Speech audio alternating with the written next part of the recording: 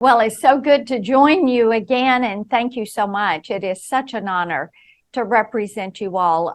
We have had several questions that pertain to the military that have come out of the Tullahoma community. People are very concerned about this mandate that would remove members of the Guard and also the active duty for not getting the COVID shot. Now, there are a couple of important components here.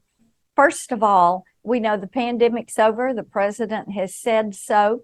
And we also have learned that this shot is not a vaccine in what we think of as the traditional vaccines, like smallpox or polio, or some mumps, measles, rubella, those things that you get as a child, or you'll get a tetanus shot when you're going into a difficult or a war zone area. What we've learned with COVID is that there are different strains, and therefore, seasonally or periodically, there will be a new shot. So it's more closely akin to a flu shot. So I started back in the summer as we were working on the Senate Armed Services Committee on the National Defense Authorization Act and working to protect our active duty and our guardsmen and keep them from being removed from the military, basically fired, because they would not get this shot.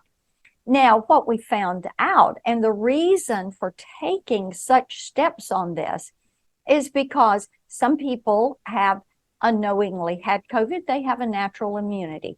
Other people will tell you they have family members that have had a very adverse reaction to getting the COVID shot.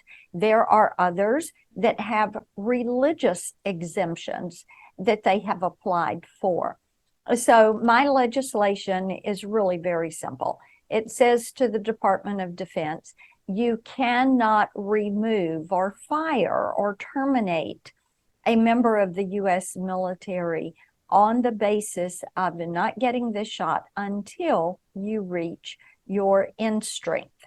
The reason for this is because recruiting numbers are down, whether it's active duty or the Guard. This year alone, the U.S. Army is 15,000 recruits short. They estimate that they'll be short another 21,000 in 2023.